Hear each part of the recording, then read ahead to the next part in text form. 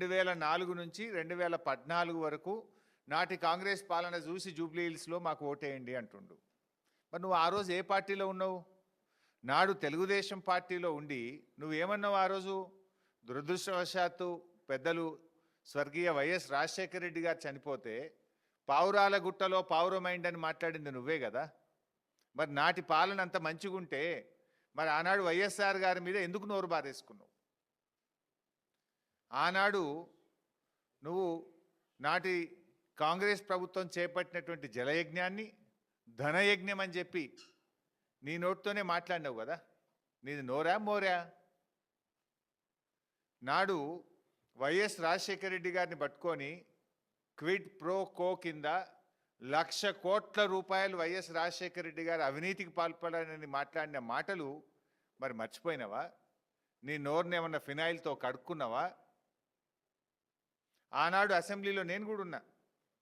నాటి తెలంగాణ ఏర్పడక ముందు ఉమ్మడి రాష్ట్రంలో ఆనాటి కాంగ్రెస్ పాలనలో ఇదే రేవంత్ రెడ్డి తెలుగుదేశం ఎమ్మెల్యేగా అసెంబ్లీలో లేచి తన తండ్రి గారు చనిపోతే దహన సంస్కారాలు పూర్తయిన తర్వాత స్నానం చేయడానికి కరెంటు లేదు, కరెంటు ఏఈలకు డిఈలకు ఫోన్ చేసి బతిలాడుకుంటే తండ్రి చనిపోయినాక స్నానం చేయడానికి నీళ్లు లేది పాలన ఈ కాంగ్రెస్ పాలన నువ్వే కదా మాట్లాడింది.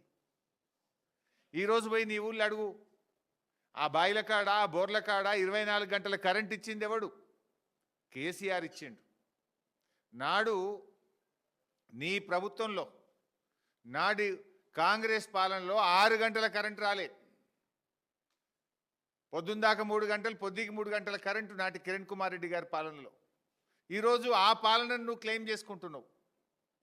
కానీ ఇలా నీ ఊర్లో అడుగు 24 గంటల కరెంట్ ఇచ్చింది కేసీఆర్ గారు. అంటే నువ్వు అసలు ఏం మాట్లాడుతున్నావు? అంటే ప్రజలంత అమాయకులు అనుకుంటున్నావా? నువ్వు అతి తెలివితో ఏదో పాత కాంగ్రెస్ పాలన చూసి ఓట్లు వేయిందంటే ఇక్కడ ఎవరు నమ్మడానికి చెవులు ఏమన్నా క్యాలీఫ్లవర్లు పెట్టుకున్నారనుకుంటున్నావా? నిజంగా నువ్వు నాటి కాంగ్రెస్ పాలన నువ్వు క్లెయిమ్ చేయాలనుకుంటే ఆ రోజు నేను మాట్లాడిన మాటలకు బేషరతుగా క్షమాపణ చెప్తున్నా అని చెప్పిన తర్వాత నువ్వు క్లెయిమ్ చేసుకోవాలి.